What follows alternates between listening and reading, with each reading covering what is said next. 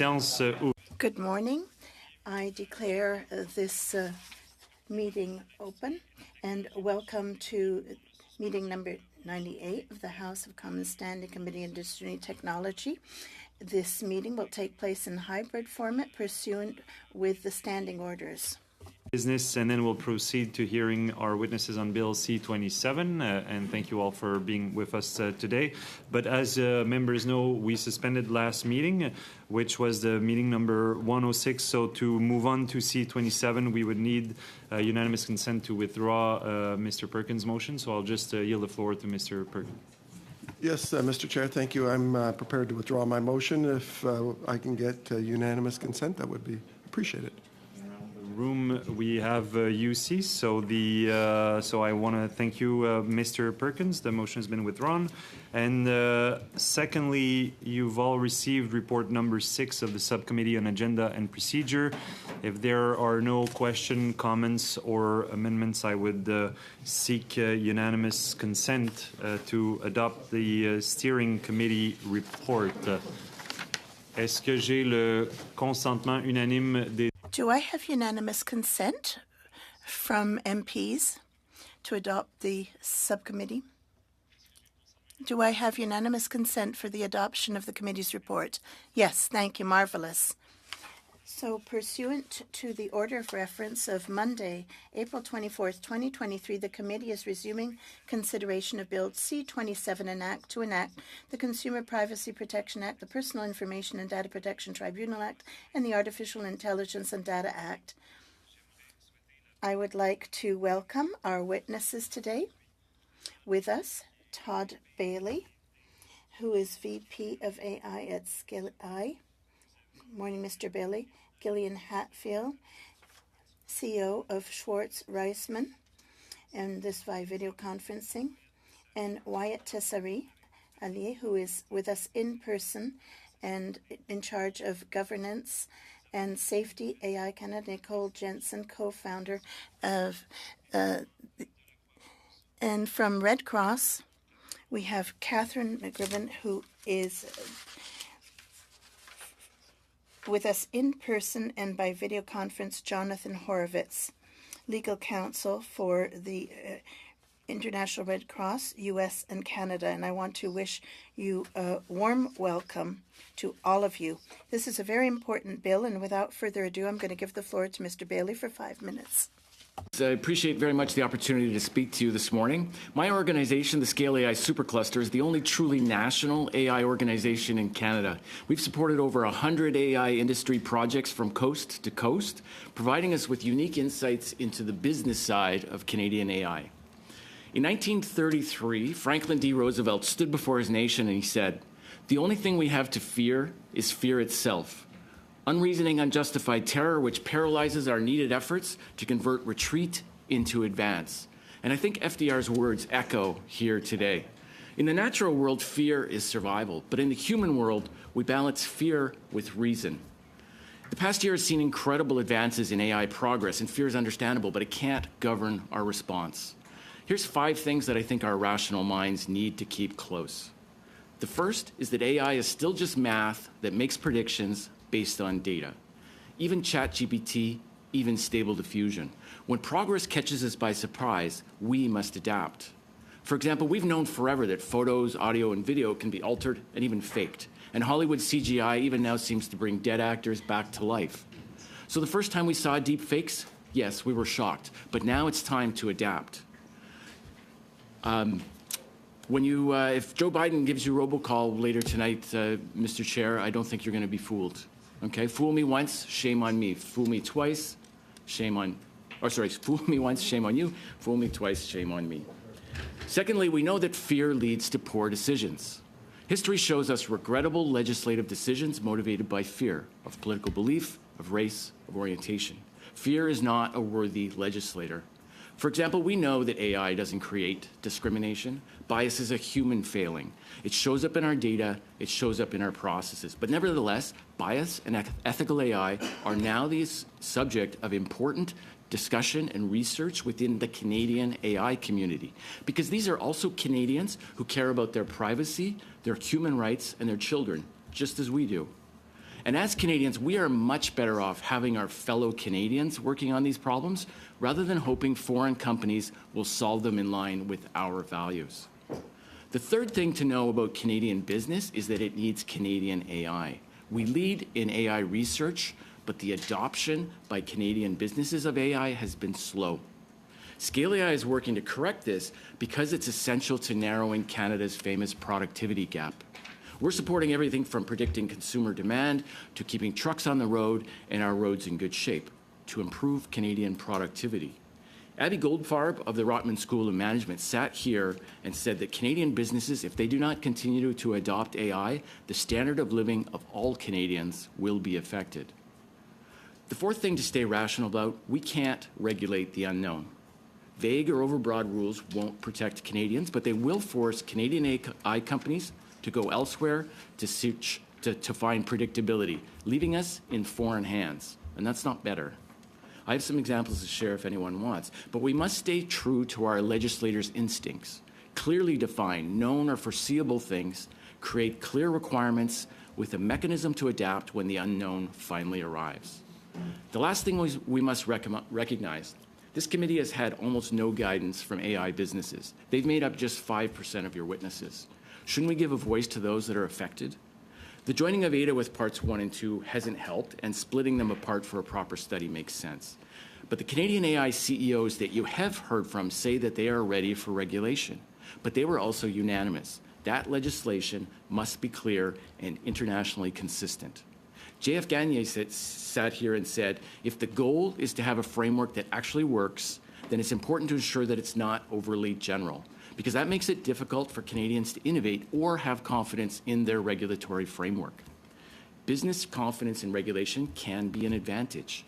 In the 50s, despite intense fear around nuclear technology, clear Canadian regulation fostered the development of the ultra-safe CANDU reactor, a competitive advantage for Canada that's sold around the world. As I said, international alignment is essential, but the EU and US positions are not yet clear. President Biden has essentially only ordered his departments to study and report back. And a key EU member state has now already signaled that they don't support all of the EU Act. So how can we align at this moment? Some want us to hurry ADA forward, alleging that there's an AI Wild West. But that's the fear talking. Existing laws apply to AI, just as everything else. There is no legal vacuum.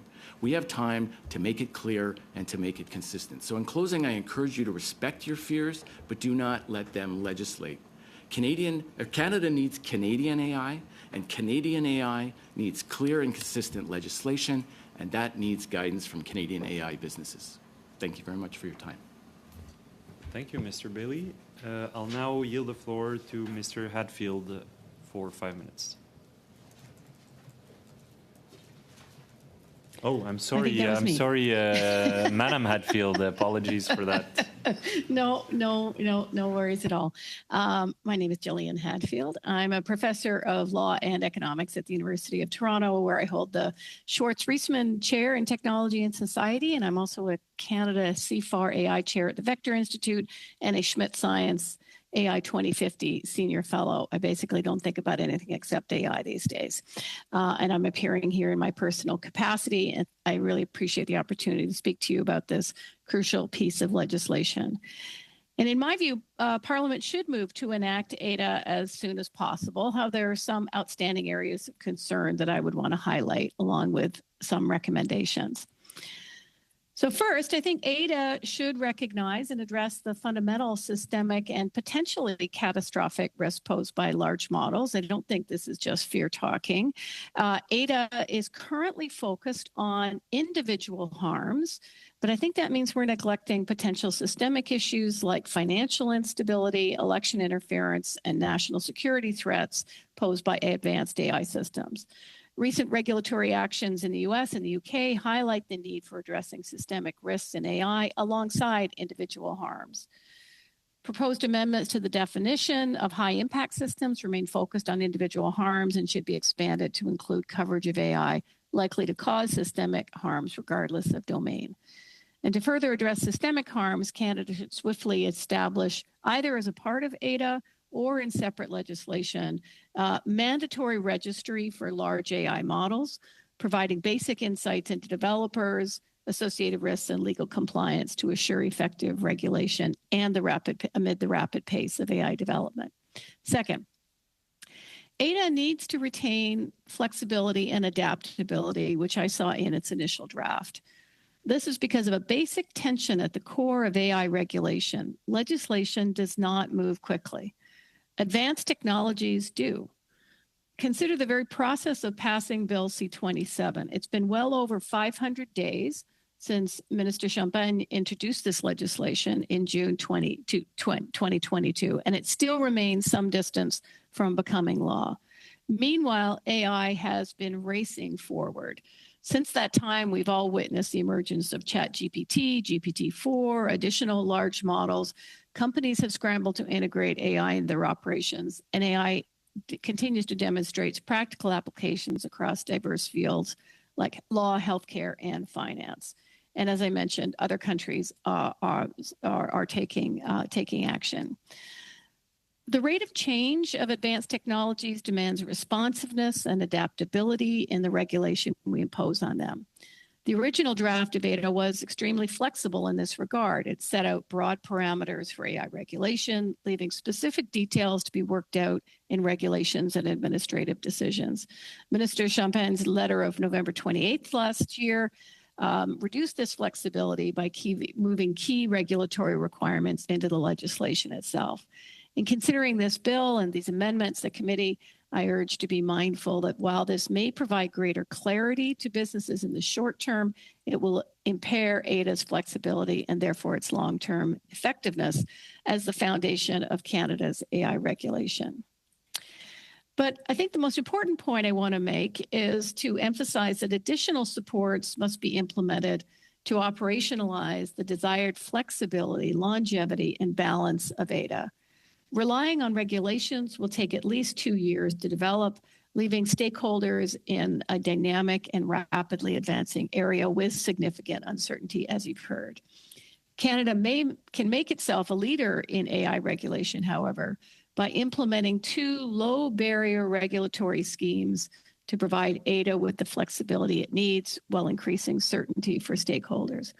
One is safe harbors, which would offer time-limited guidelines for acceptable AI use to shield organizations from legal repercussions. And the other is a proposal that I've made of regulatory markets, which would involve licensing private regulators to ensure flexible and efficient regulation. These solutions aim to balance innovation and safety, promoting effective technology regulation without stifling innovation, and ensuring citizens are protected from AI-related risks. And I'll note that Eric Schmidt, the former CEO of Google, wrote a piece in the Wall Street Journal just last Saturday advocating this regulatory markets approach. I'd like to thank the committee for your hard work on this important bill, and I look forward to your questions. Thank you. Merci beaucoup, Madame Hatfield. Thank you very much, Ms. Hatfield. And now I'd like to turn to Mr. Wyatt Tessari-Lallier, 5 minutes. Mr. Chairman, members of the committee, thank you for the honour of inviting me. AI Governance and Safety Canada is a multi-stakeholder, not-for-profit organization and of a community of people across country. Our starting point is the question, what can we do in Canada and from Canada to ensure that the future created by AI is a beneficial one? In November, we tabled a brief which detailed recommendations for the AI and Data Act, and we are currently preparing a second brief in response to the Minister's amendments. Witnesses in previous sessions have already discussed the risks associated with current systems, so I'll turn my remarks today to the security and economic challenges of AI in the future, as well as the time constraints we face in preparing for it and what it all means for Ada. Start by stating the obvious. With human intelligence staying roughly the same and AI getting better by the day, it is only a matter of time before AI outperforms us in all domains. This includes ones like reasoning, caring for people, and navigating real-world complexity where we currently hold a clear advantage. Building this level of AI is the explicit goal of frontier labs like OpenAI, Google DeepMind, and more recently, Meta. The first major implication of smarter-than-human AI is for public safety due to the weaponization and control problems. The weaponization problem is straightforward. If a human being can design or use weapons of mass destruction, then a smarter-than-human AI system can too. This means that in the hands of the wrong people, smarter than human AI systems could be used for unprecedented harm.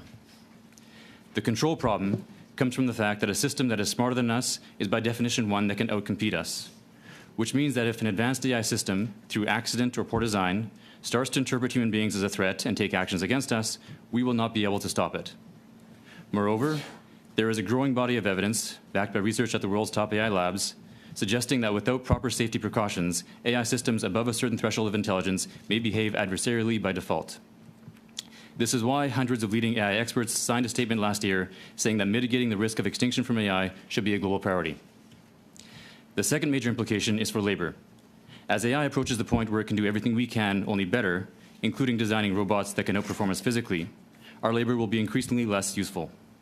The economic pressures are such that a company that doesn't eventually replace its CEO, board, and employees with smarter than human AI systems and robotics will likely be a company that loses out to others that do.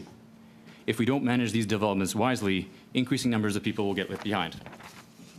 I want to be clear, however, that AI is also a very positive force and that we can't let fear take us over. The world we create with advanced AI could be a far more peaceful, prosperous, and equitable one than the one we currently have.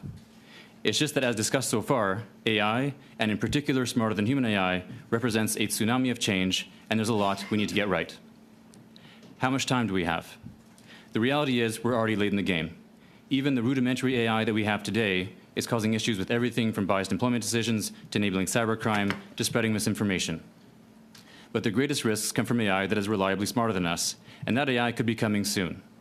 Many leading experts expect human levels of AI in as little as 2 to 5 years, and the engineers at the frontier labs that we've talked to are saying there's even a 5 to 10% chance of it being built in 2024. While accurate predictions about the future are impossible, the trends are clear enough that a responsible government needs to be ready. So what can we do? In our white paper, Governing AI, A Plan for Canada, we outline 5 categories of action needed from government, including establishing a central AI agency, investing in AI governance and safety research, championing global talks, and launching a national conversation on AI. Legislative action is the 5th and essential pillar. The main reasons Canada needs an AI and Data Act are, first, to limit current and future harms by banning or regulating high-risk use cases and capabilities. Second, to create a culture of ethics, safety, and accountability in the public and private sectors that can scale up as AI technology advances. And third, to provide government with the capacity, agility, and oversight to adequately protect Canadians and respond to developments in the field as they arise. The Minister's amendments are a good step in the right direction, and I'd be happy to provide feedback on them. To conclude, while the challenges we face with AI are daunting and the timelines to address them very tight, constructive action to govern the risks and harness the opportunities is possible, and bills like C-27 are an essential piece of the puzzle. As the wheels of history turn around us, one thing is clear. Success on this global issue will require every country to step up to the challenge, and Canada's on us. Thank you. Merci. Il me fera plaisir de répondre à vos questions. I'll be pleased to answer your questions. Thank you very much. And now I'd like to turn to Nicole Jansen. 5 minutes. Thank you for the invitation to share my thoughts with the committee today. My name is Nicole Jansen. I'm the co-founder and co-CEO at AltaML.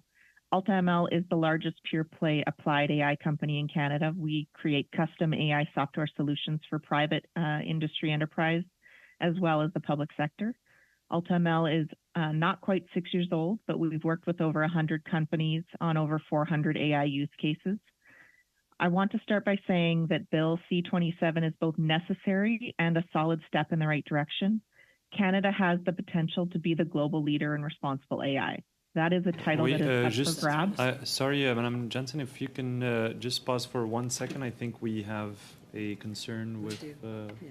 Maybe go to the next I think there is a technical difficulty, so we'll try to get this resolved. Apologies for that. And in the meantime, we'll just move to the Canadian Red Cross, Catherine Gribben and Jonathan Horowitz. I'll yield the floor to whoever wants to start from your organization. Madam Gribben. Hi, good afternoon, everyone. Thank you for the invitation to appear before you. Catherine and I will be focusing solely on Part 3 of Bill C-27. We are representatives of the International Committee of the Red Cross and the Canadian Red Cross. Our organizations work to minimize the suffering of victims of armed conflict, and we work with governments to ensure respect for the laws that regulate armed conflict. We appear before you today to emphasize that when governments regulate AI, you need to consider how AI is, can, and will be used in armed conflicts and ensure it does not contribute to unlawful harms. Today, we are observing in real time that privately made AI systems developed and designed for civilian use are finding their ways onto battlefields, whether adopted by militaries, armed groups, or by civilians. We're particularly concerned with the use of AI that can result in death, injury, and other serious harms. This includes the use of AI in misinformation and disinformation campaigns and how they can disrupt and interfere with humanitarian operations. Artificial intelligence allows harmful information to be generated and spread at a scope and scale never before imagined, with real-world dangers for civilians in armed conflict, as well as those who work in these contexts. To address these concerns we recommend that the bill require that all Canadian-made AI systems used in armed conflict must be designed to comply with international humanitarian law in accordance with Canada's pre-existing legal obligations. International humanitarian law, or IHL, is the body of international law that places limits on how warring parties may fight each other in armed conflicts, and importantly, it provides protections to civilians and others no longer participating in those hostilities. To ensure IHL compliance, it will also be critical that the bill includes language that preserves effective human control and judgment in the use of AI that could have serious consequences on human life in situations of armed conflict, that the bill ensures that AI systems are traded in compliance with Canada's export control obligations, and that the bill needs to clearly regulate AI systems used in misinformation and disinformation campaigns, and needs to contain language that ensures that the definition of harm in Section 5.1 includes types of harm that AI systems may cause through the creation and spread of misinformation and disinformation. Concern is that the bill includes the exemptions for, as you already know, Minister of National Defence, Director of CSIS, as well as the Chief of the CSE and other government positions.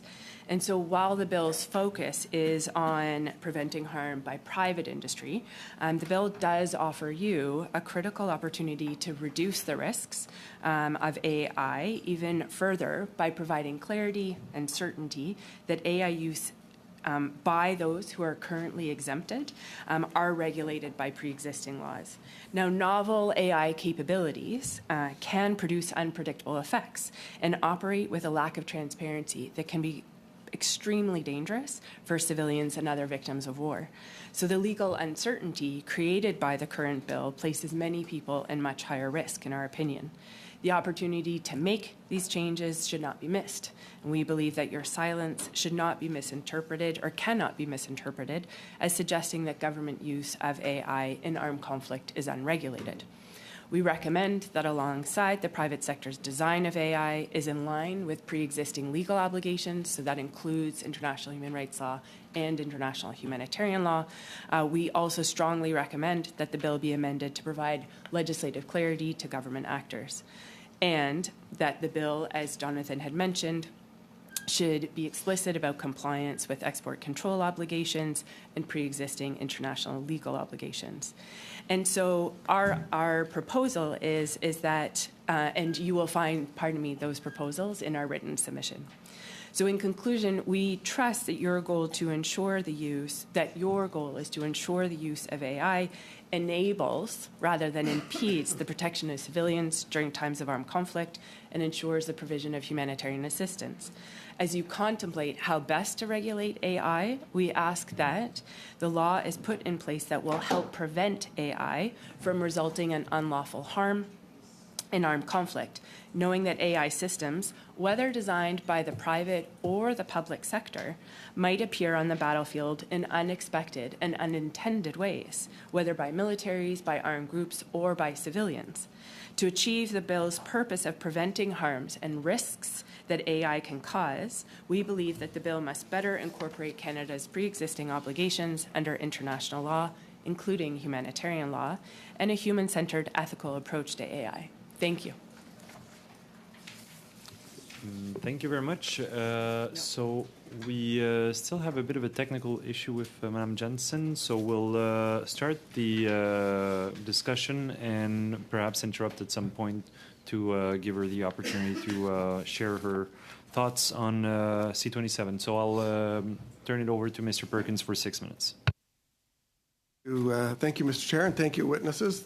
Another fascinating presentation on this bill. If I could start perhaps with Mr. Bailey and Mr. Lallier.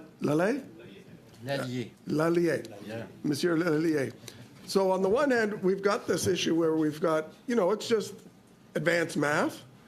And on the other, your presentation, and don't worry about the fear. On the other hand, you also said don't worry about the fear, but it could end humanity within 2 to 5 years if it becomes smarter than us, which you're saying it will.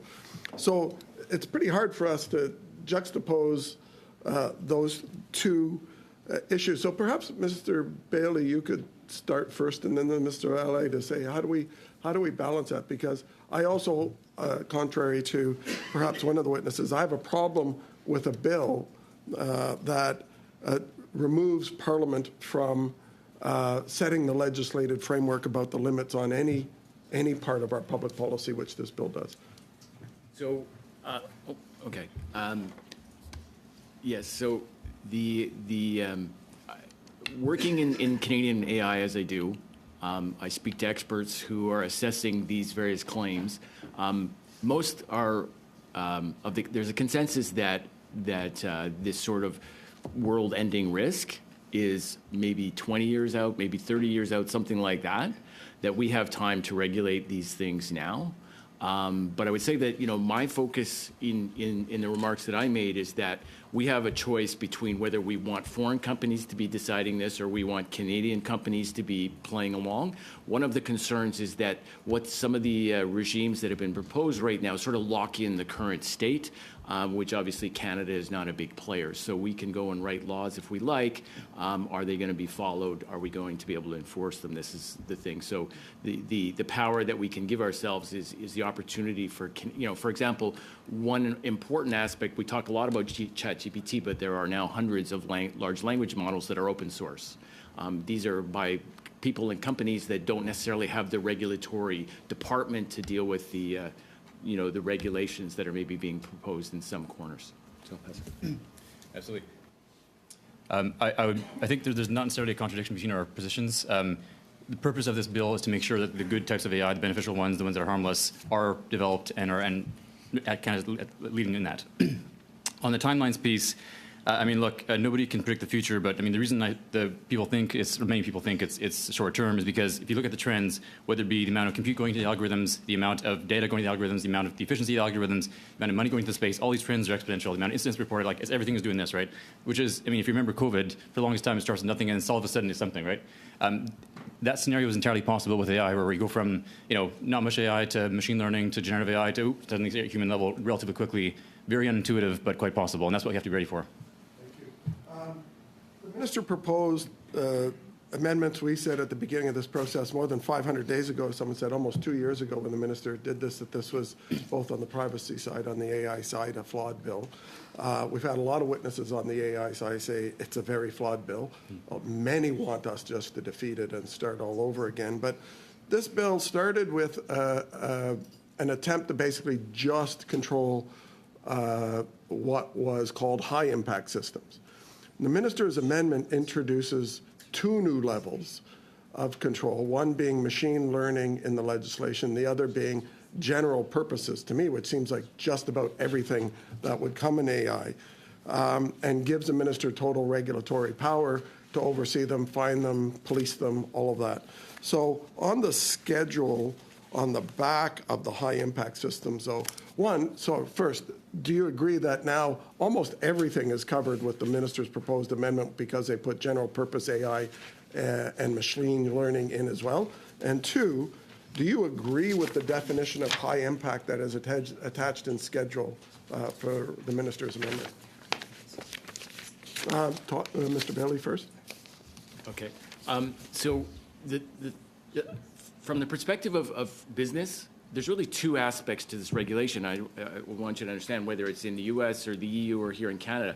There's sort of the infrastructure piece. We need to put in place an infrastructure with a commissioner and understand who's going to do what. And then there's the actual rules themselves. And as one of the witnesses has said here this morning, as things progress quickly, nobody really knows what the rules should be. Nobody's agreed, whether it's in the U.S. or the EU even for that matter, what the rules should be. But we should definitely be in a hurry to get an infrastructure in place. Specifically on whether I agree with the definitions, I'm going to defer on that and say that I'm not an expert in drafting legislation, but what I am an expert in is that Canadian businesses need to be able to read it and understand it, and that as legislators, if we don't understand what it means, we shouldn't abandon our tradition of understanding the laws that we're writing. So specifically to the definition of high impact, the Minister's amendments are a very significant step in the right direction. Including basically general purpose systems is very good. For the particular schedule, our main recommendation is to include not just use cases but also capacities, because a lot of these capacities, especially things like autonomous self-improvement or self-exfiltration, and I can go into the details of what they are dangerous by default. You don't necessarily want your system to be able to make 1,000 copies of itself on somebody else's computer without necessarily controlling it. So expand use cases and capabilities.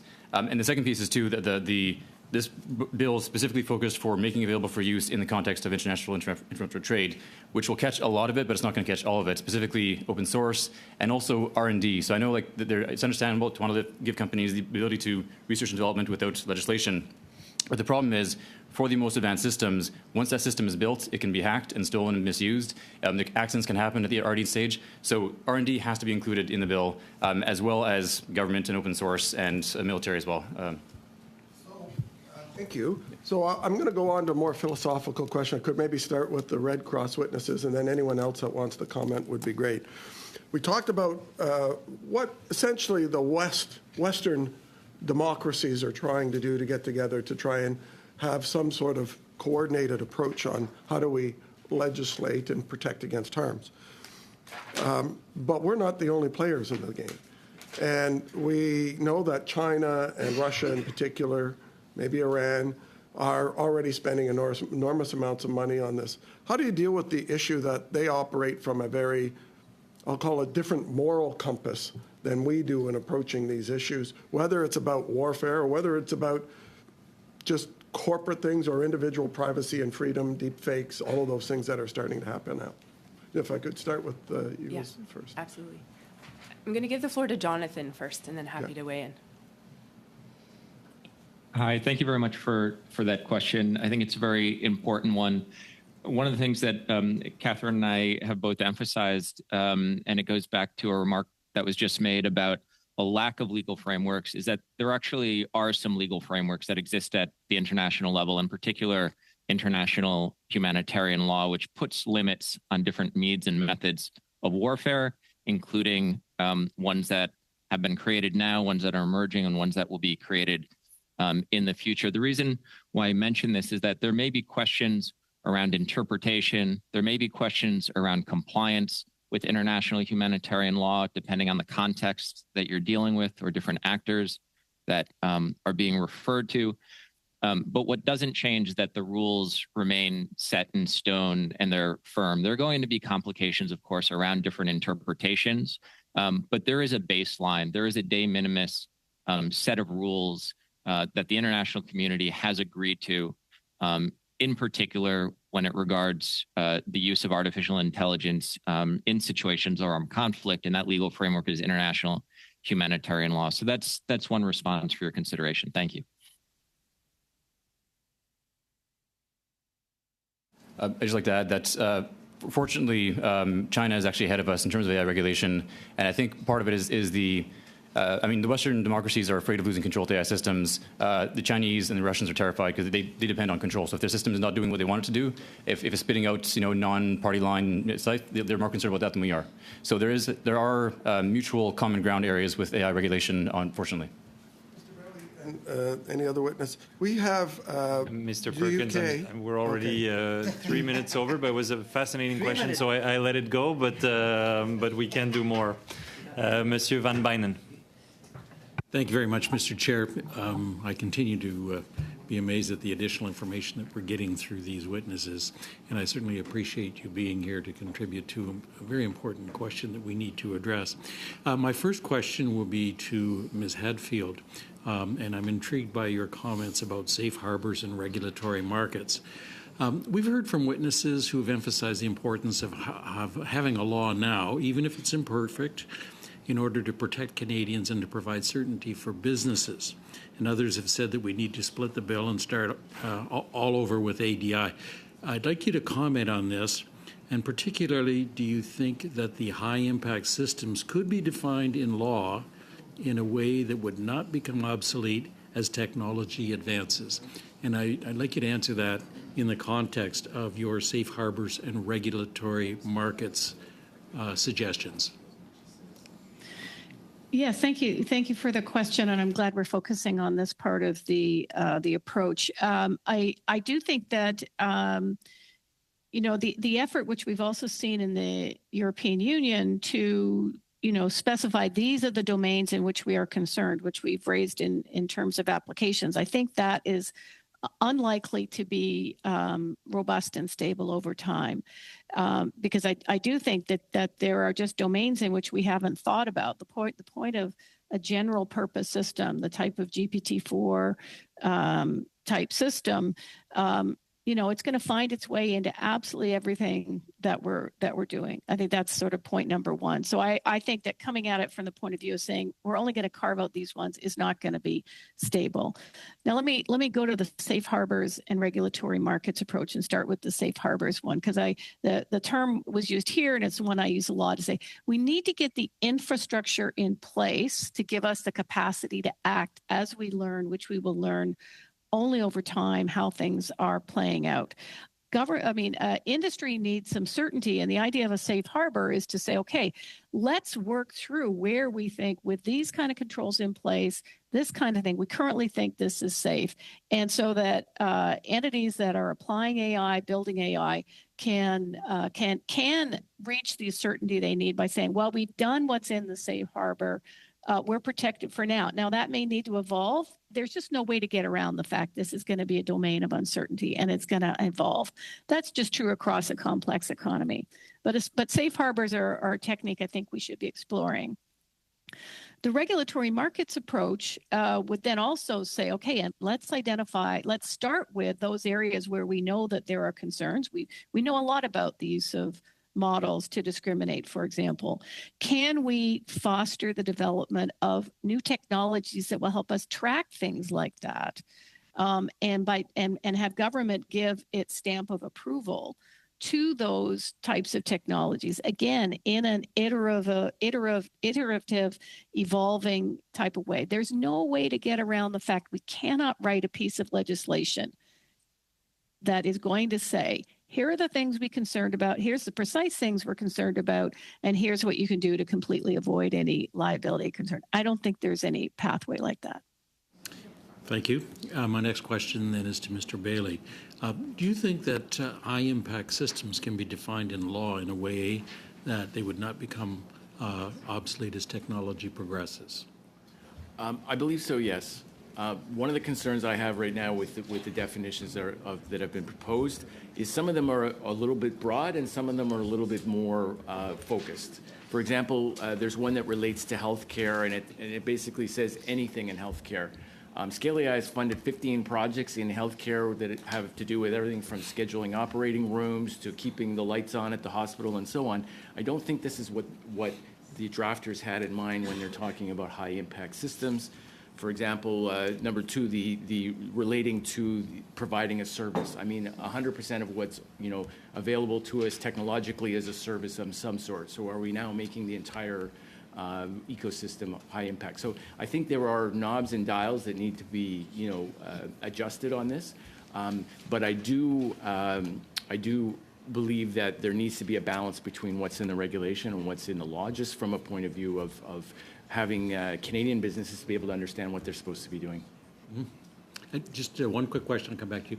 Very quickly, you mentioned we need infrastructure. Do you see that infrastructure being an independent commission, or do you see that structure, that infrastructure as being part of the government? So from my perspective, again, not being professor or being expert in these things. I think the role that I see the AI commissioner does is actually because, AI is not a new thing completely. It affects workers. We have departments of government that deal with that. It affects privacy. We have commissioners that deal with that. I think the one opportunity as an AI commissioner is an expert within the government on what AI technologies there are, what are the issues that are presented to the businesses and the citizens, and a bit of a coordinator. If you look at the U.S., the President Biden's executive order, he's ordering many different departments to go off and do work, and there's no coordination between them. So I do see a role. It's not necessarily a mirror of the Privacy Commissioner's role, though. Okay, thank you. Ms. Gibbon? Go ahead. Just to pull in an analogy from the area of work. So under international humanitarian law, there's Article 36 that asks for a weapons review. And so it talks about the review of weapons and means and methods of warfare, and that review has to take place before it, to ensure that the weapon, the means and methods can in fact be used in accordance with international humanitarian law.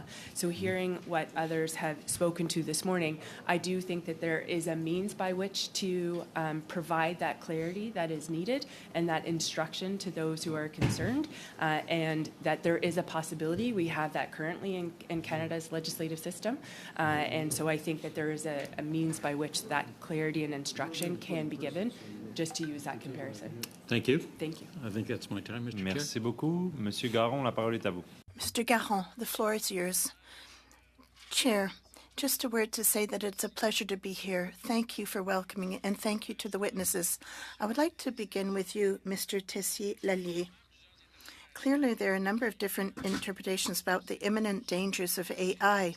For me, it's quite simple. It's because there are good aspects and bad aspects. Now, you talked about the world of work, labor, and that human beings can be replaced.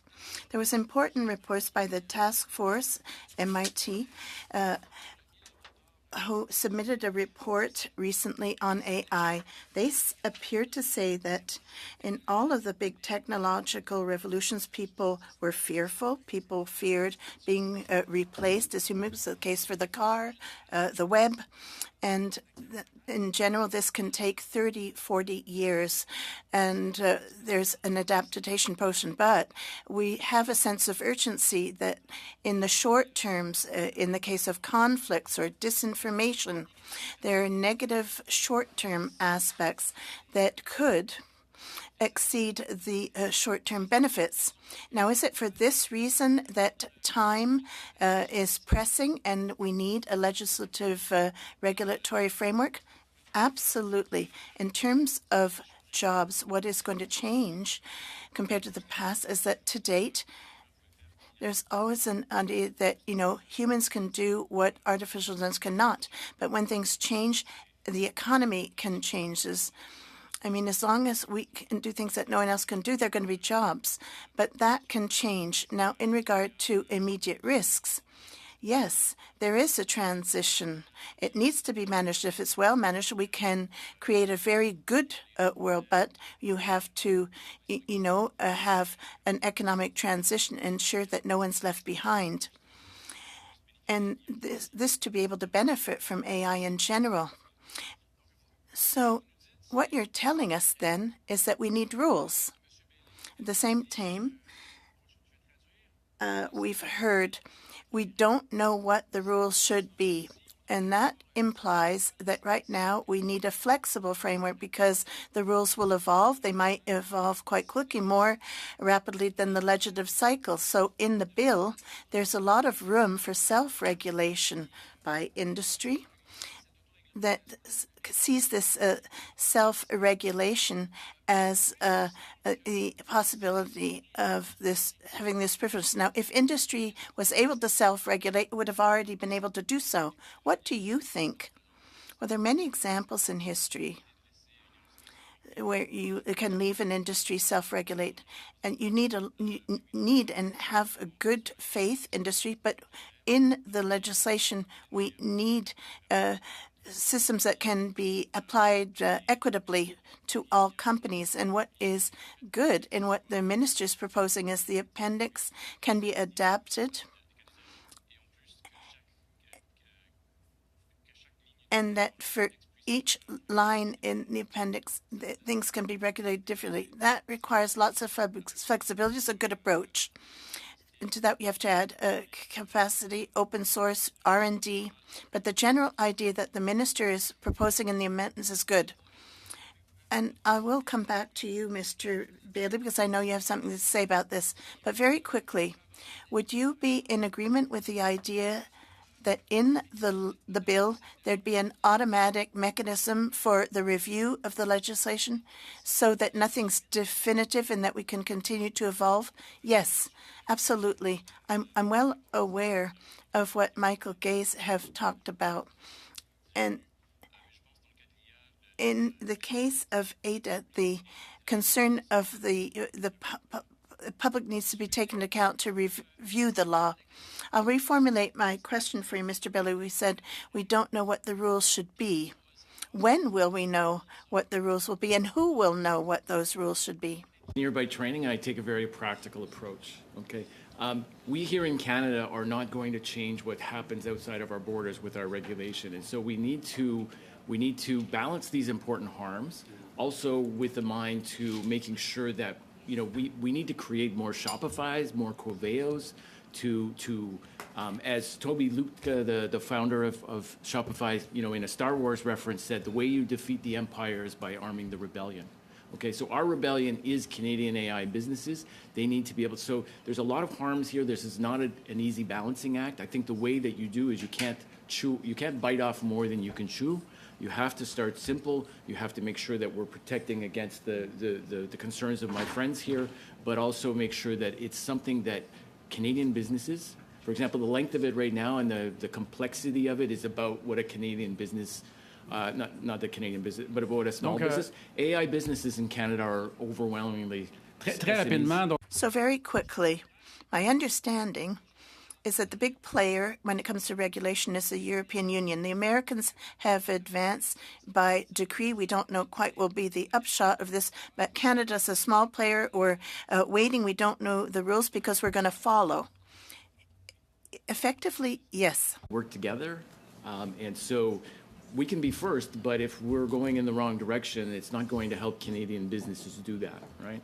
So the rush, I think, if you look at even what's happening in the U.S., in the EU, the rush is to get the infrastructure in place. But nobody really wants to be the first one to jump into the boiling pot on regulating the technology because nobody knows what's going to happen. Even in the U.S., they've drawn a line and say you have to be above this line before these regulations are going to apply. Guess what's going to happen? Everybody's going to stay right here on the border. Merci. Merci beaucoup, Monsieur Garon. Monsieur Massé, la parole est à vous. Thank you. Mr. Massé. And welcome Mr. Garon through our committee, and also acknowledge Mr. Lemire's work on the committee, who was a very, very good member, and wish him well in his new committee. One of the things that the Red Cross you mentioned, which was interesting, but it's also, it leads to another discussion I want to get your thoughts on, is also policing.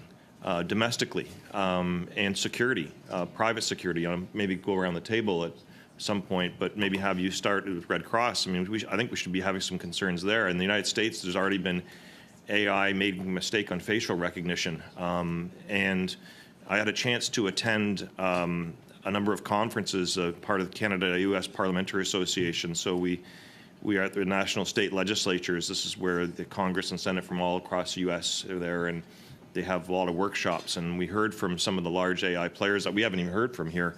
But there was quite a recognition of the racial imbiases that are being programmed currently right in there because they don't even have the right people. So can maybe talk about domestically a little bit? I take your point with regards to the international, and want to thank your organization for a lot of good work. I have a vulnerable community that has a lot of just people from across the globe, and so I want to thank you that. But perhaps start with that and go across the board if anybody else would like to or online contribute to this part. Perfect. Yeah, I'm happy to, and then happy to hand it to Jonathan. So not to go too legal, but under the current frameworks, is a policing operation is going to take place under international human rights law, so in domestic human rights law. So that's where Canada has taken its international obligations and it's brought it into how we legislate. So when you're looking at the legal regime on the use of force under international and domestic human rights law, it provides that instruction to police. And so that's why we have it referenced in our recommendations about compliance. It's not just with international humanitarian law, which, as Jonathan mentioned, applies during times of armed conflict, but realizing that we have that interplay between human rights law and humanitarian law in the domestic context, so that applies in Canada, as well as Canadian operations overseas and partnered military operations. And so that's why we've absolutely referenced those two legal regimes, and the fact that AI and those capabilities all have to be used in compliance with that pre-existing body of law. And again, and we see it as a missed opportunity to make that explicit, and that's how it could be included in definitions, et cetera. If I can pass the floor to Jonathan for anything in addition. No, the only thing, thank you for that. The only thing that I would add is that some of the ICRC's concerns that are primarily focused on armed conflict, I think, are transferable and translatable to other situations where AI is being used for assisting people to make decisions. And there, some of those concerns are both, as you had mentioned, with bias that's in the data that's being used. There's also concerns around user bias. Do the users know what the system is supposed to be used for? Will they become over-reliant on that system to the point of sort of removing their own human judgment? We have concerns, as you may know, around lack of transparency in AI systems that can have serious consequences, lack of predictability, not exactly knowing why the AI system provides the output to the user that it provides. And particularly important during situations of armed conflict, but not always, is that artificial intelligence systems can produce results at a speed that, if they have certain autonomous features, can be a speed that outpaces human decision-making. So these are all things that are of particular relevance in situations of armed conflict, but I think you can imagine that they would also be relevant outside of situations of armed conflict, whether it's in the Canadian context or really in any other domestic context. Thank you. Dr. Hatfield? Yeah. Yes, thanks. I think this is a good context. So think about facial recognition and bias, different error rates across different groups. I think it's a great example for thinking about how safe harbors and regulatory markets might work, and why we're limiting ourselves when we say it's only in these domains. Because look, we can have facial recognition across all these domains, and we should be saying, okay, what are the ways in which anybody who is deploying facial recognition technology in any domain, who's developing that or purchasing it and deploying it, are there steps they can take to verify that it's meeting minimum legal standards? A safe harbor would require that by establishing, okay, as long as you've done these kinds of tests, or as long as you've employed this kind of technology, and maybe this independent third-party provider of a technology whom we've certified and approved to verify that the accuracy of your facial recognition system is matching, is equitable across different groups. That's the kind of thing that we need to be developing, and recognizing that's something that will evolve. That technology is going to evolve. The systems will evolve, and you need that agility to do that. But that's an example where actually you give companies greater certainty to build. And I think we should all be thinking about how do we encourage AI development and deployment throughout Canada. But you reduce that uncertainty by providing some safe harbors and some mechanisms at lower cost that companies can use to verify that. Merci beaucoup, Monsieur Massé. Thank you very much, Mr. Massé. Mr. Weiss. Thank you to our witnesses today. I just want to touch on some of the themes that have been, that Mr. Garon touched on earlier, and Mr. Perkins. Question 9 from our document that we were all sent from the Library of Parliament states that Canada will work together with our international partners according to the ADA companion document.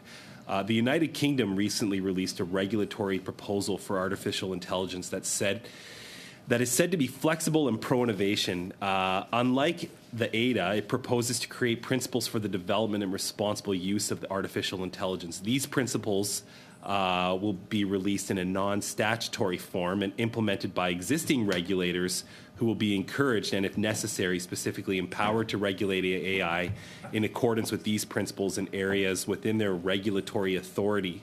Mr. Bailey, what do you think of the United Kingdom's approach? And I think some of those principles I should outline are transparency and expandability, privacy and confidentiality, and the avoidance of harm. What do you think of that approach as it relates to business development and innovation versus the approach taken by the Government of Canada? So the first thing I'll say is that I'm not familiar with that, but just based on the description that you've provided, self-regulation, I don't think is a viable, path, to be following on this. There needs to be government regulation. I think in that sense, it's good that we are here talking about, Part 3 of this Act. I certainly haven't suggested that Part 3 should not go forward. What I'm just saying is that it requires its own, I'm glad it's getting good light, Sean, today, but in terms of that, I think the approach of regulation, of government defining rules and then enforcing those rules is the right approach versus what I understand is being proposed in Europe. Okay. In UK, what if the United States goes along with the UK approach, and what if the EU goes along that approach as well? Is Canada going to be the outlier? Yeah, I think Canada needs to sort of, one of the reasons why I'm suggesting it is not being first and not forging ahead is that we need to exist within this world. We're not a leader. We're a leader in research. We're not a leader in adoption. We're a small market. If rules get written elsewhere and they don't apply in Canada, this will be worse than just not getting the Super Bowl commercials, right? Okay. We'll get cut off. Thank you. Ms. Hadfield, in your letter to our committee, it states that we should focus not on domains, but degrees of impact in the definition of high impact systems. According to that point that you raised there, what are your thoughts on the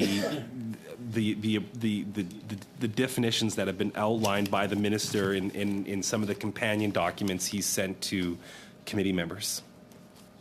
Thanks very much for the question. This is an important point, and it goes to sort of an observation that, I think we heard just previously that, say, if you say your high impact area is healthcare, that can go everything from a scheduling application all the way through a treatment and diagnosis application. And those are very, very different actual impacts.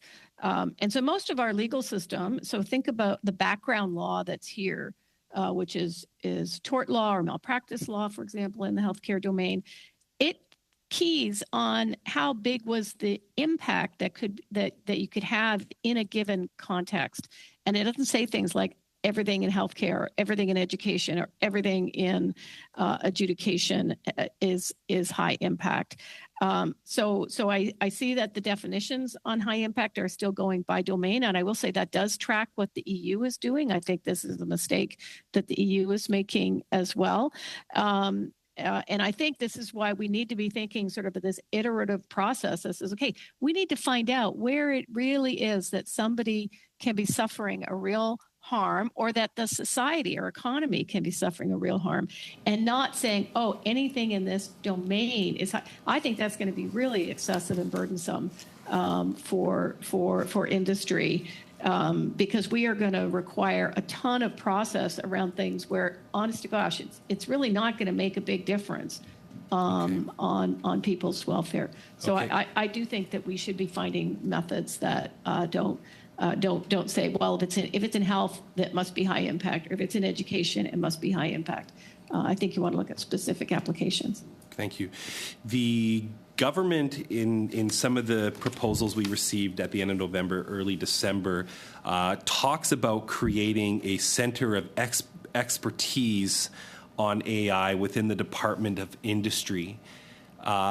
Is the Department of Industry the correct place for government to be studying and examining and regulating AI, or should a body looking at some of the most existential harms our generation should face be an independent office of Parliament, for example, as one suggestion. To you, Ms. Hadfield. Sorry. Oh, thank you. So I think this is a really important question. I want to go back to the observation that this is a general purpose technology. It's going to change the way absolutely everything works. And I think we do need to be asking all of our regulators throughout the system to look at this. I do think that a body of expertise that can pull that together, and I do think this is the direction the UK and the US are headed, that can coordinate, be a center of expertise. I'm not familiar enough with the kinds of structures available in the Canadian system, but if there was an independent office under Parliament, I think that would be good. I do, and I want to reference the question earlier about whether this should be an independent commission, for example, the one that's being proposed.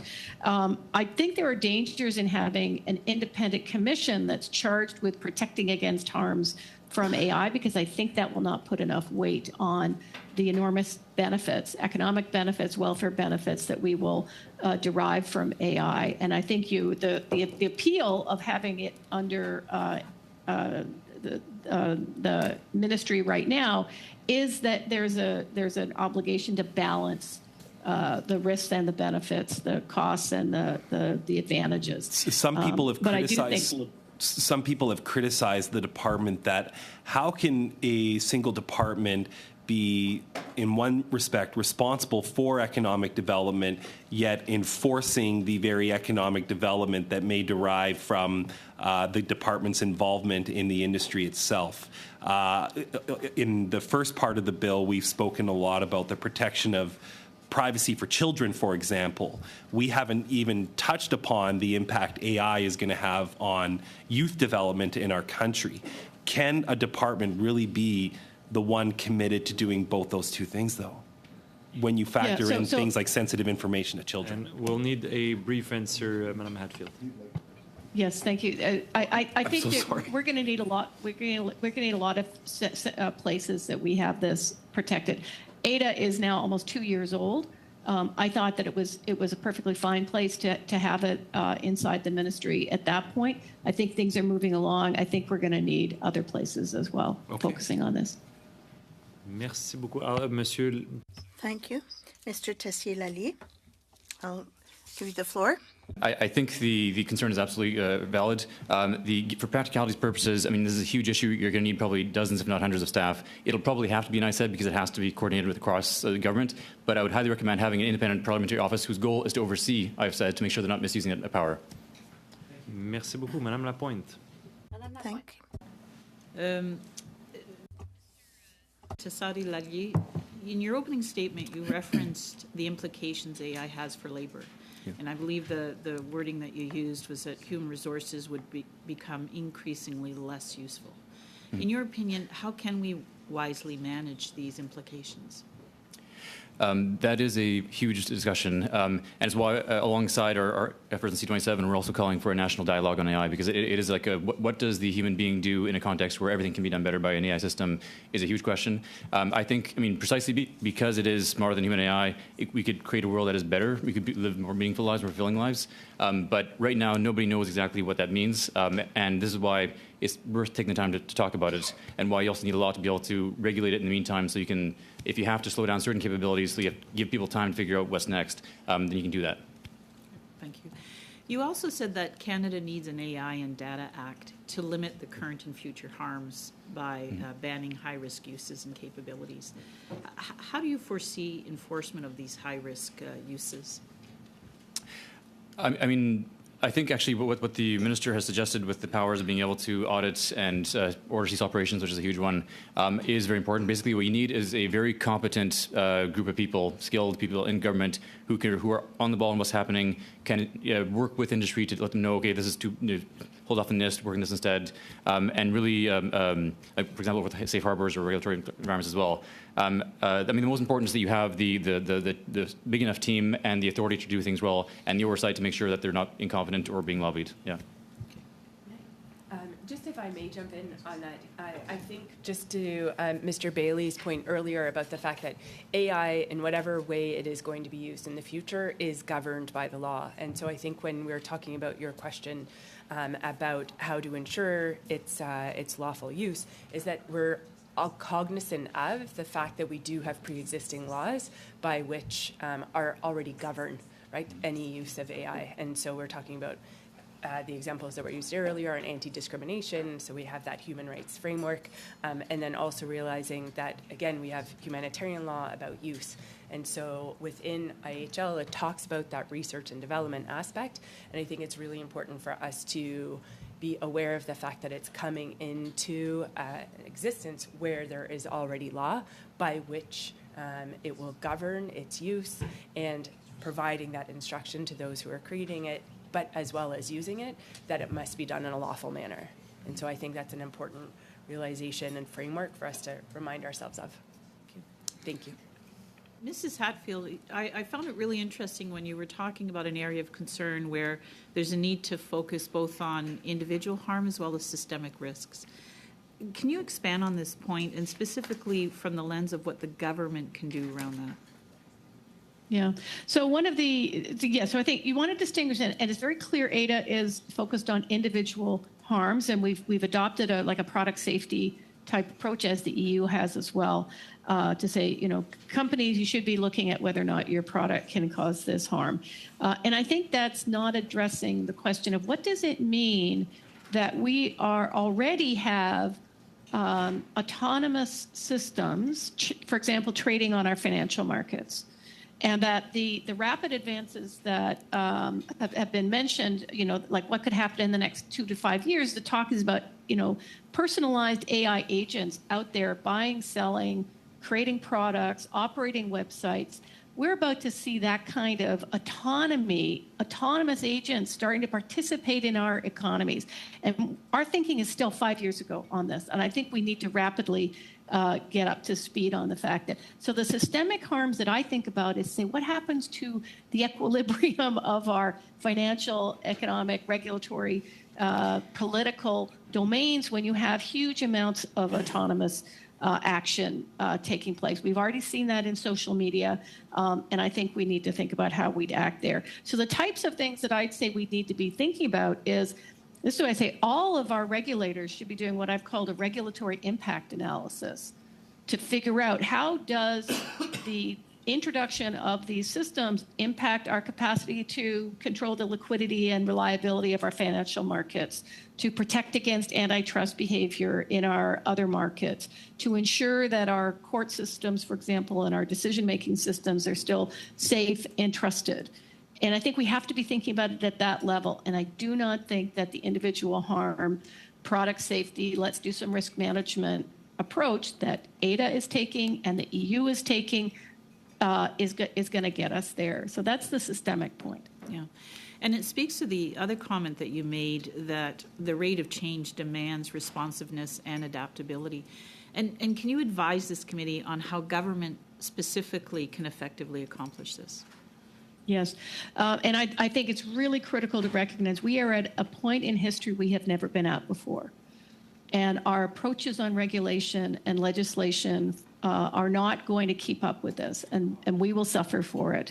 But there are approaches. So one of the things that government can do, and this is the regulatory markets, is to try and encourage private sector entities to build the technologies that will track, so you've probably all heard about red teaming exercises, right? The exercises that, say, OpenAI is doing to try and make sure that ChatGPT can't get hacked to tell people how to build a bomb, right? So you want those kinds of, but that's happening inside the companies right now. So government can basically certify the providers of those services in independent companies and organizations and say, I don't know, I'm looking at Wyatt here, back of his head, unfortunately, because I'm on the camera is there. But, the kinds of, you can have organizations that say, we have hired those terrific engineers, and I know there's a lot of them out there who want to be working on this side of the problem, and we have tested their systems and then said, this is a system that we trust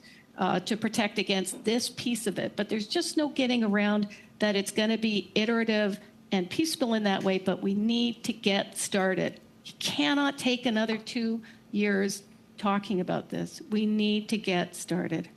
Thank you. If I could just add quickly to that. One of the things that has come to light recently is that the big tech companies are actually the ones stoking this fear. Okay, there's a gentleman by the name of Andrew Ng who started to ask questions about why, and there's a concept of regulatory capture where entrenched businesses want the regulation to favor them. So the idea of certification of OpenAI's tool is great for OpenAI because it makes it's now a barrier to entry for smaller companies to come in. And so when I talk about, this quote of, the way you defeat the empire is by arming the rebellion, it's certainly not by entrenching the empire in regulation. And so it's one concern that faces Canadian businesses. Merci. Monsieur Garon, la parole est à vous. Thank you very much. I would like to continue with Professor Hatfield, and I quote you. You talked about the regulatory framework, saying that there needs to be a regulatory framework for the public interest, and you said that that framework should not be too general.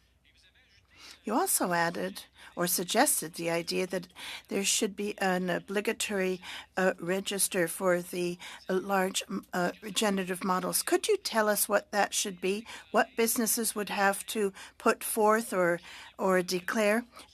Are you not concerned by that some businesses might perceive that proposal as a risk, or a risk for innovation, or even a commercial risk regarding the code they might have developed? Might it engender a commercial risk for innovators? Thank you. Merci. So I want to say, first of all, I do think that the framework needs to be general in the sense that it can reach all of the possible uses and all of the possible impacts which we need to learn about. It's that we need to introduce, we're going to have to introduce particular requirements along the way. Let me talk to the registry. The proposal of the registry, which has been partially adopted now in the U.S.'s executive order from the Biden White House. The idea here is you would actually make it quite clear to companies who needs to register, and it's about the largest models that have that capacity for general intelligence and as I was mentioning, sort of like the autonomous behavior in the economy. The commercial risks that you're recognizing is that, what would the registry require? The registry would require that there be a government office, a government agency, and maybe this goes back to the question of should it be an office under Parliament? Should it be? And I think those are questions to explore.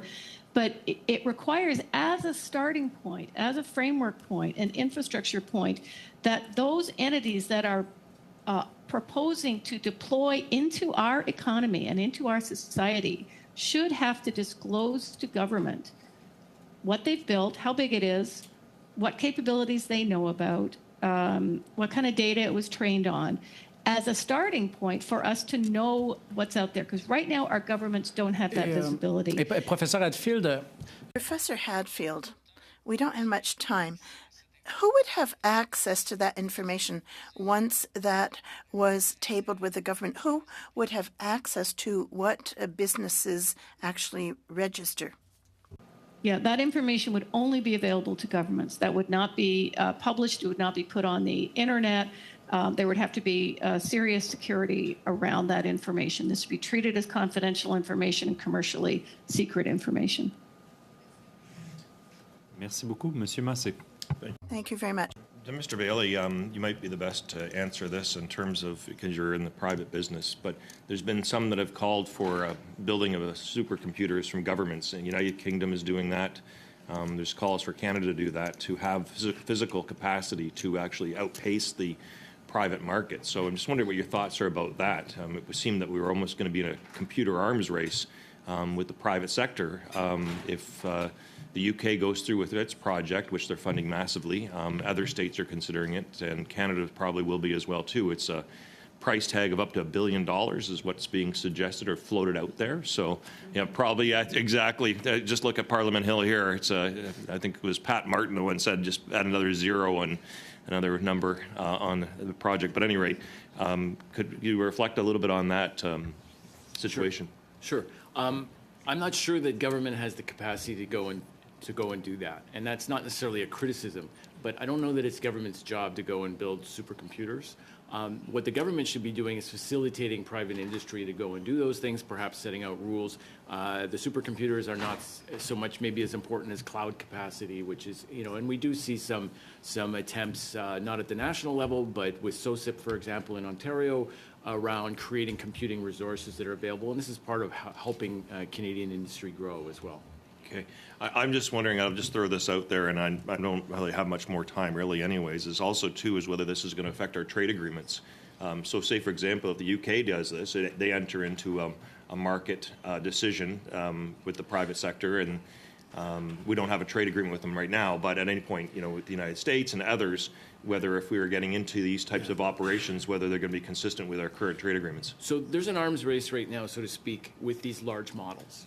But common sense tells you that when things get too big and too expensive, innovation takes you in the other direction, right? So I don't know if anyone here is familiar, for example, with small language models.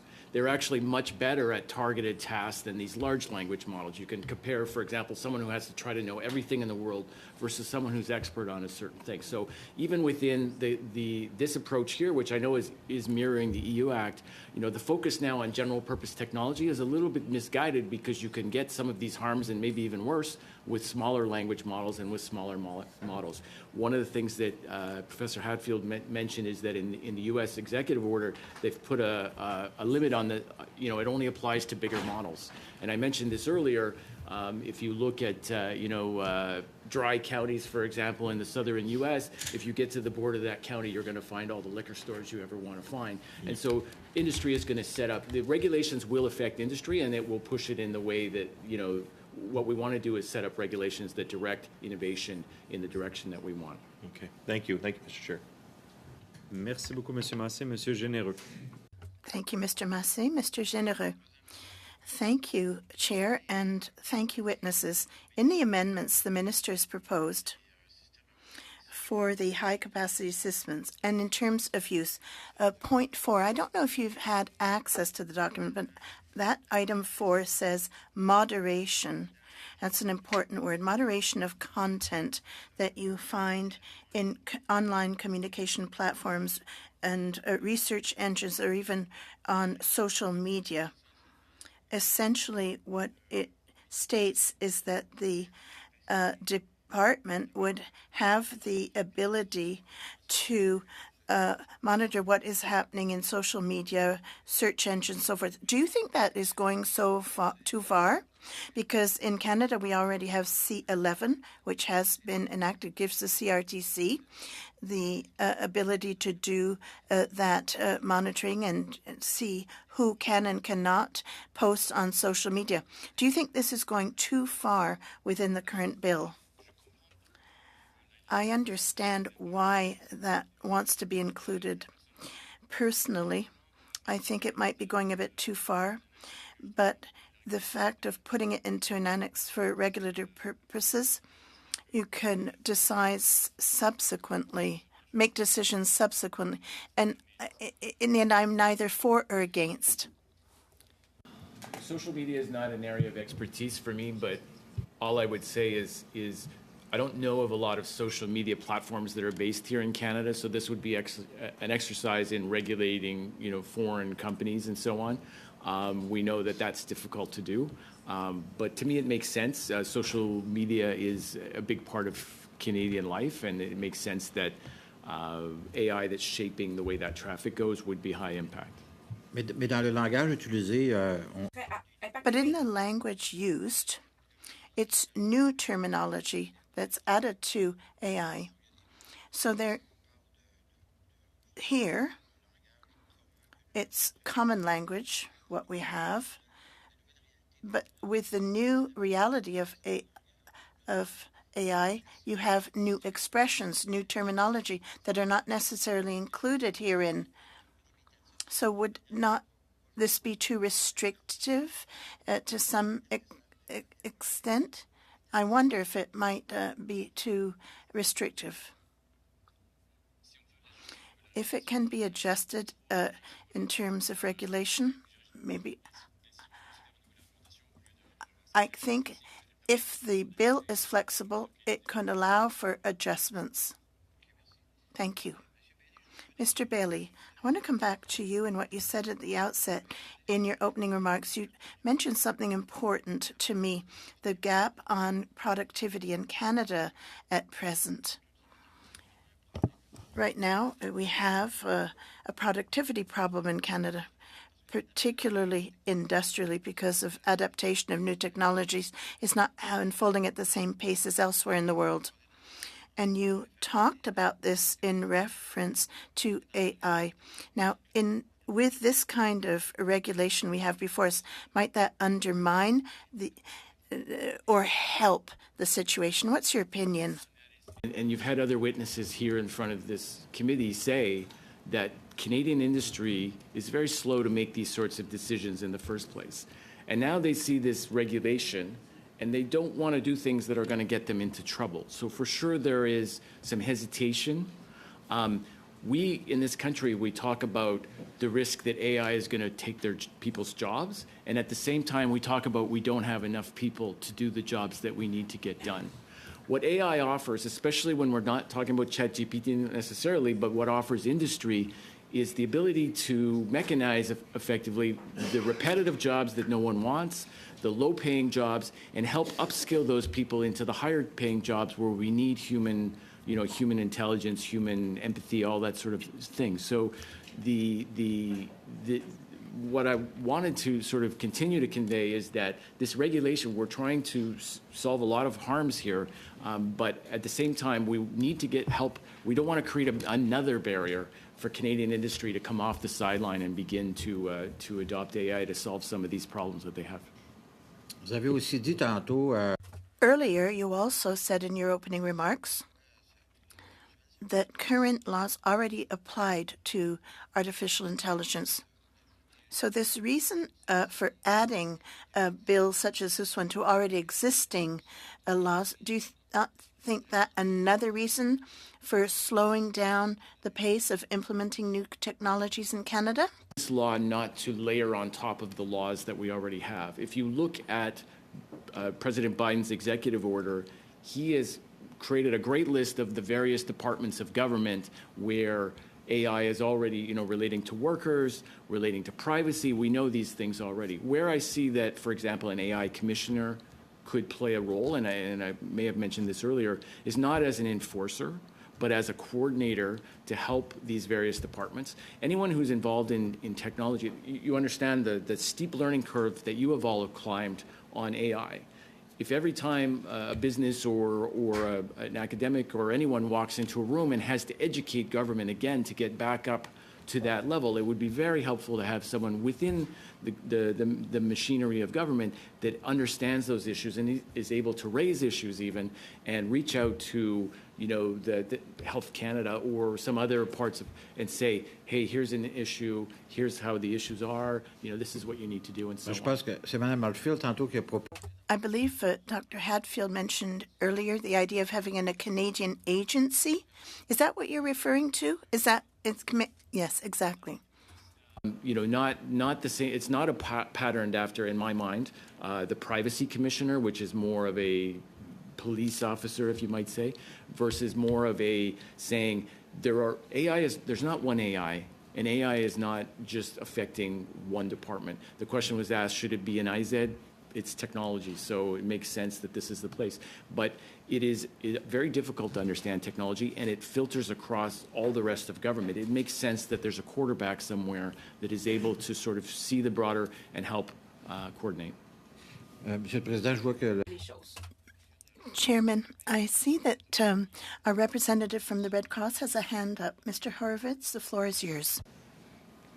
Hi, thank you for the opportunity. I just wanted to return to the question about content and harmful information that can appear social media or elsewhere.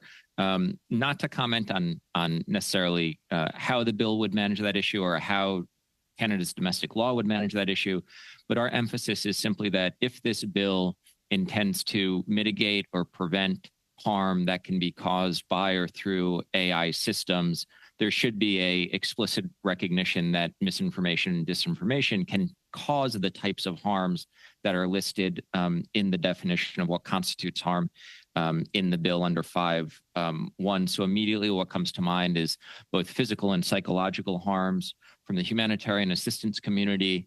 Misinformation, disinformation can lead to the prevention or disruption of provision of life-saving humanitarian assistance.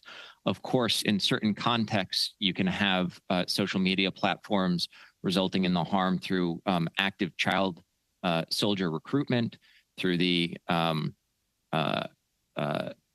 threats of spreading violence to terrorize civilian populations, so on and so forth. So we just want to ensure that the bill clarifies that risks that can result that you're trying to regulate, mitigate, prevent should include those risks that can arise from misinformation and disinformation. Thank you. Merci, Monsieur Généreux. Thank you, Mr. Généreux. Mr. Sobara, 5 minutes. Thank you, Chair, and welcome to all our witnesses, and good morning to all my colleagues.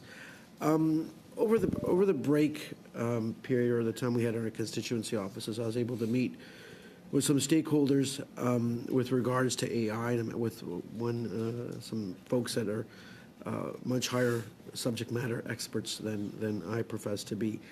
And I asked them specifically, I said, well, frame AI for me so I can understand it better. And the individual wrote something to me which I thought has helped me sort of understanding, because AI is everything from putting waves on your app and showing you how to get home on the quickest route. And the framing was first diagnosis analysis using AI to finding patterns and insights faster than humans can find them. Second element, proposing action plans, content generation, using further insights to determine what actions would provide the most effective outcomes while reducing risk, and I'm going to emphasize reducing risk as much as possible. This is where content generation shines, being able to generate travel itineraries, treatment plans for health, essays, videos. Essays, I preface that not to do something wrong on the essay side. Videos, music, and much more. And the third element being automation. In certain cases where appropriate to do so, giving the AI system the autonomy to take the appropriate actions without human intervention. So when I think about this ecosystem and these three elements that this individual hopefully so nicely laid out for me, I think to myself, we have this bill in front of us. We need legislation. We need a framework. We need a robust framework that allows AI to evolve, because it is evolving. And hopefully in areas such as healthcare, will be able to be used in a very, very effective manner for diagnosis, treatment. And I think that's quite exciting. So with those three elements and with sort of my thoughts that I've laid out, I just wanted to ask, and I'll start with Todd, and then to the gentleman beside him secondly, in independent time. In terms of the way I'm now thinking about this AI system, in terms of the framework, the current bill having that robustness in it to handle the evolving technological innovation that we are seeing within AI. And Todd, if you can answer that or comment on that. Absolutely. Thank you for the question. I think it's a great question. I mean, we all struggle with understanding, what AI is, partly because we are prone to thinking that it's one thing, and it's not. So with respect to what is in Part 3 right now in ADA, I think you have two pieces. You have the high-impact AI portion that we've talked about, and then there's also the general purpose technology. Both are mirroring what's in the EU, but I think, the idea of defining what are the high-impact areas, we will not be able to capture everything that AI is going to become, and so we need to start somewhere. I think this is a good start. I think there's some wordsmithing that needs to be done because they're a little bit broad. When you move over to the general purpose technology, this is also causing issues now. President Macron in France has said, this general purpose technology regulation is a little bit misguided. We need to rethink that. But in terms of the high impact piece, I think that makes sense. And I think the approach that we're taking is good. Do I think it's perfect? No, but it's something that we can work on. Sorry, before you jump in, I want to give some equal time to our virtual attendees, because sometimes they get lost when they're not here 10 feet away beside us. Jillian, can you sort of comment and add on to what Todd just mentioned and what I had mentioned prior to, please? Yeah, so I think it's important to act and to act now. So I wouldn't want to see Ada, shelved or restart something. I would have started at a different place, but I do think it's important to act now, and that's why I think creating an agency of some kind is important. I think that framework needs to be general, as you've just very accurately mentioned. It's soup to nuts. It's everything across the board, and we need to be figuring out. We need to have a learning type system that's going to be able to respond in an agile way. So I would move ahead. I would have started at a different place, but I would move ahead for sure and leave the capacity for evolving as we discover the issues. Okay. With whatever time we have left, we'll go to Wyatt, and then if time, Catherine, but please, Wyatt. Thank you. I think I agree with the comments that have been mentioned so far. One thing I would add in order to make the bill more robust and more future-proof is right now, like in the minister's amendments, they added value chain entities. So, for example, developing a model, making it available for purpose, and operating. That value chain is still being evolved. And so I'd recommend instead using a second schedule, basically, and allowing regulations to identify the entities that need to be regulated as time progresses. So you can include things like AI hardware providers and infrastructure providers.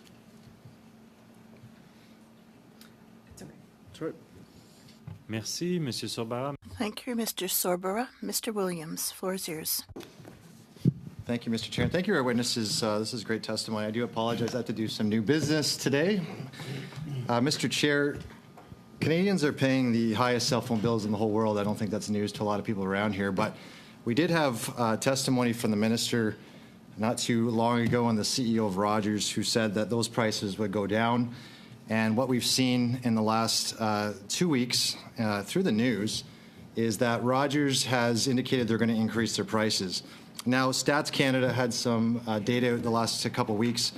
When we look at the numbers, the average cell phone bill in Canada is $106 a year. And if we compare that to Australia, Australians are only paying $30 a month. So with these increases, and this increase will indicate about an 8.5% increase or $9 per bill, we're going to see that discrepancy be about 4 times. So we're going to see an average cell phone bill of about $115 per individual in Canada, and that's only $30 in the U.S. So it's almost 4 times as much. And why I use Australia is because Australia has the same large geography but lower population, at least it used to be. And so when we look at what really needs to happen in this, I know this committee has been adamant on focusing on cell phone prices because we've had the Rogers CEO here and other CEOs to talk about it. I know the minister has been in the House saying that he wants lower cell phone bills. He's also said that through this deal from Rogers, the takeover of Shaw, that cell phone bills would go down. But as I indicated, this is just not the case. So I have a notice to motion. What I'm effectively asking for is this committee to condemn the price increases by this oligopoly, which is strangling Canadians, and then as soon as possible to have the CEO from Rogers and the minister here before committee so he can answer to Canadians why prices continue to go up. Mr. Chair, I'll read the notice to motion into the record as a notice to motion that given the CEO of Rogers stated that the Rogers takeover of Shaw will result in lower prices, a claim repeated by the Minister of Innovation, Science and Industry, and that Rogers has increased cell phone prices this year, the committee calling the following witnesses to appear before the committee. A, Tony Staffareri, the President of CEO and Rogers. B, the Honourable Francis Philip Champagne, Minister of Innovation, Science and Industry. And C, the Competition Bureau of Canada. And that these witnesses appear within 2 weeks of the motion being adopted.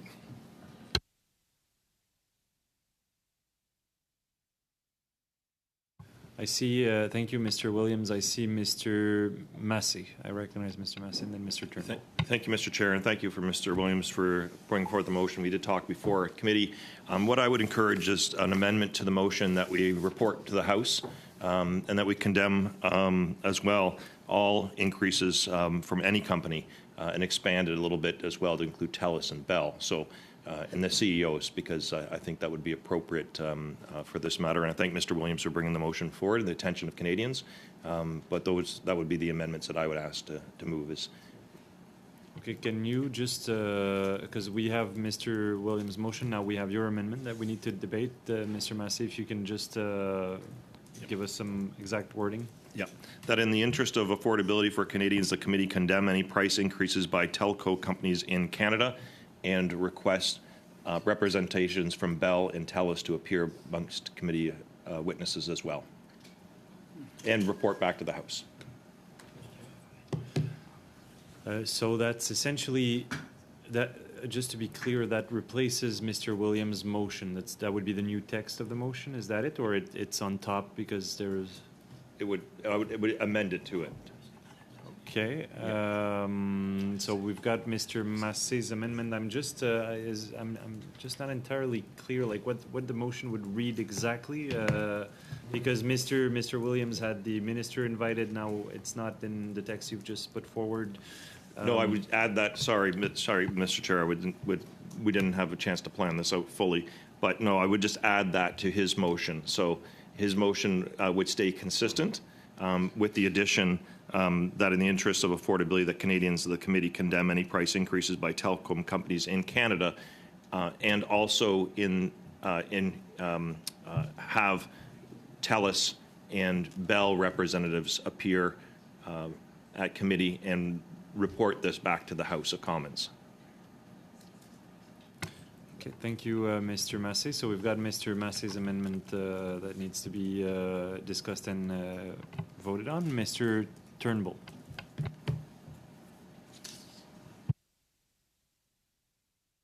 Thank you, Chair. So I appreciate this. I believe that the subcommittee report, which was adopted at the beginning of the meeting, had a way forward in relation to any witnesses that would need to be called forward on the topic. So I'm not sure whether we need any reference to specific witnesses in this particular motion, but I like some of the wording that Mr. Massey has suggested, but I would be more inclined to support a motion that generally framed our displeasure as a committee or condemnation with price increases by telecom companies in general in Canada. So I would suggest that if we amended or sub-amended Mr. Massey's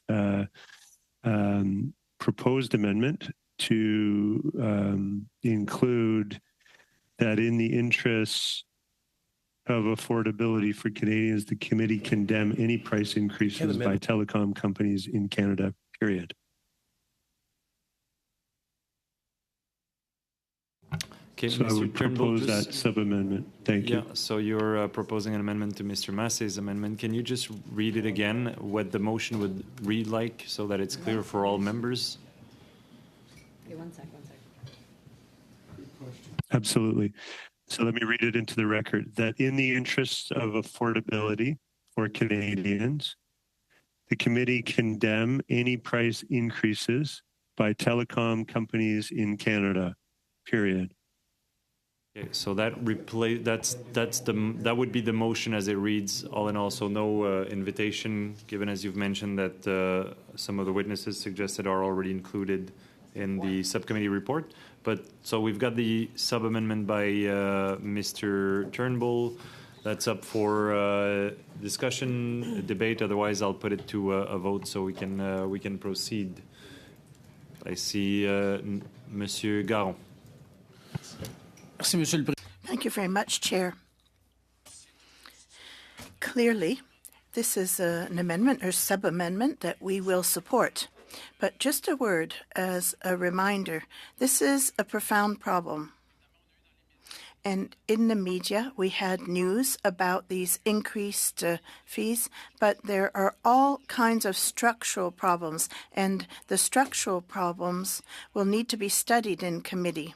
The infrastructures for telecommunications today are critical infrastructures necessary for work. There's no longer anything optional in this regard in our lives. So once again, I would like to underscore my colleague Sébastien's amendment on resilience, connectivity, competition. We know that there are bills on competition that are already well advanced, and to understand what's going on in that industry, mergers, acquisitions. So yes, we support this proposal, but that doesn't mean we don't want to address telecoms in a more in-depth way, and I invite the committee to move in this direction.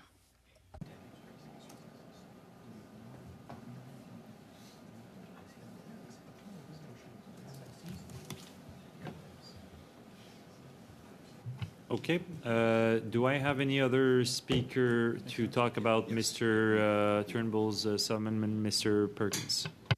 I really just have a question because we've got the main motion, an amendment, and a sub-amendment. Can somebody read, is what MP Turnbull read the full motion, or is that just a piece of the full motion? Can I get the full motion? I'll ask what Mr. Turnbull, from what I understand, what Mr. Turnbull is proposing would be his amendment would, I'll let Mr. Turnbull read it, but that would be the full motion. But Mr. Turnbull, can you read your sub-amendment? Sure. Yeah, it was what I read would be the full motion as amended. So that in the interests of affordability for Canadians, the committee condemn any price increases by telecom companies in Canada, period. Okay, so if I understand it, the original motion did the condemnation, called for a meeting, and Mr. Massey's amendment added to that with a report to the House. Your amendment is just a statement of outrage by the committee, which removes all of the other discussion issues, including a report to the House, and so I'm opposed to this sub-amendment. Monsieur Garon?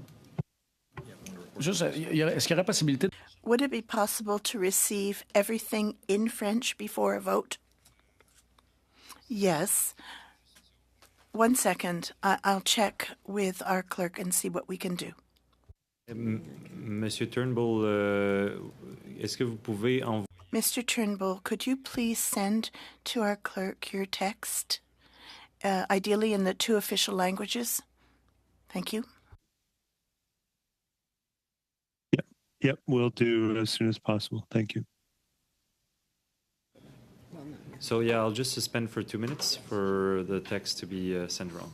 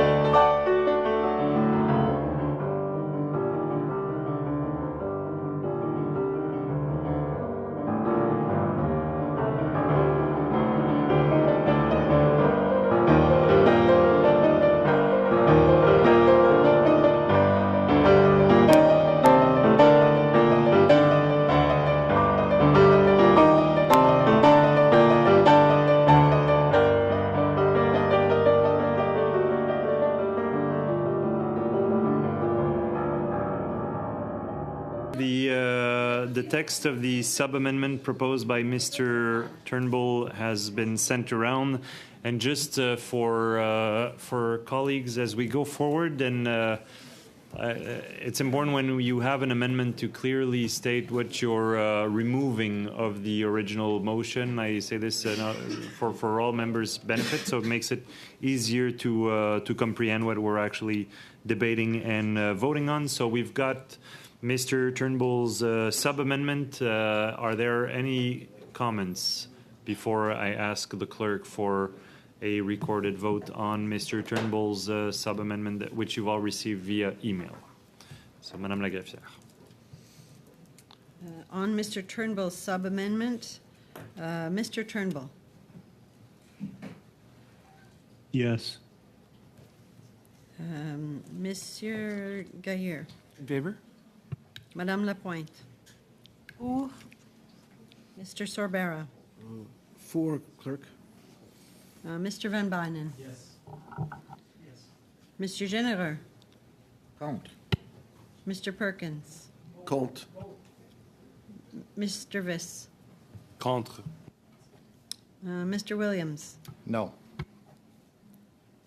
Mr. Garron. Pour. And Mr. Massey. No. OK. Donc, c'est adopté. Yeah. Le sous-amendement de Monsieur. The sub-amendment has been adopted, and that becomes the text of the motion. We always need to vote on the motion as amended. On the amendment, that's because then it's, But what is it? No. well, that becomes the motion, the text of the motion. So Yeah. I think I'll proceed that way. Okay, so we then have to vote on the motion as amended by Mr. Turnbull. Are there any comments on the motion as amended? Mr. Williams. Mr. Chair, can you read the motion then, the complete motion? Based on the sub-amendment that was adopted, it would read that in the interest of affordability for Canadians, the committee condemned any increases by telecom companies in Canada. And Mr. Chair, I'm going to make an amendment and report that to the House.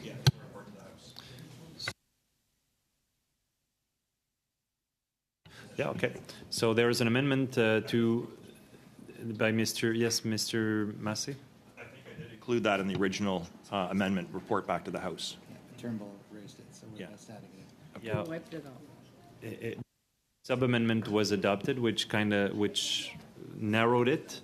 I'll receive Mr. Williams' sub-amendment that be added and report back to the House to the motion as amended. So it would read that in the interest of affordability for Canadians, the committee condemn any price increases by telecom companies in Canada and report back to the House. Am I correct?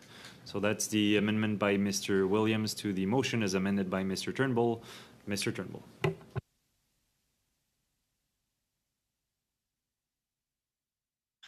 I guess I'm a little bit confused, Chair. Maybe I just ask for clarification from the clerk. Would that matter not have been already decided in the previous vote, given the fact that there was an amendment that suggested a report back to the House, and then I've made a sub-amendment that did not include that? It seems like we've already decided that question by voting in favor of the last.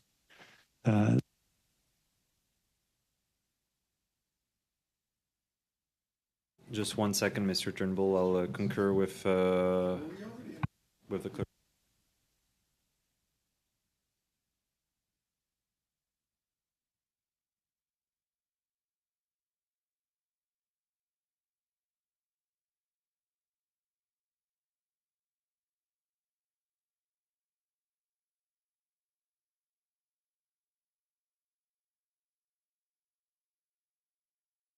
Mr. Turnbull, thank you for that, I guess, point of clarification. It's a bit convoluted because your sub-amendment is to an amendment, and I am willing, I think I will entertain the proposed amendment by Mr. Williams so that members can get to vote on it and respect the will of the committee. Then, Mr. Turnbull, I see you have your hand up. Mr. Turnbull. Okay, well, thank you for that clarification, Chair. Thank you for that clarification, Chair. I hope I'm coming through okay. I'm just, I think we need a little bit further debate and discussion on this particular item. I'm not sure, I think based on what we've decided in our subcommittee, which I think we achieved consensus on, I think it would be helpful for us to consider this and return to it at a later date.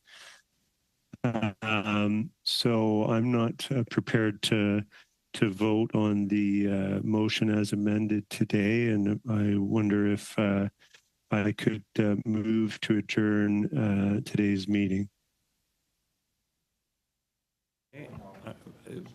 I didn't catch the last bit that you said, Mr. Turnbull.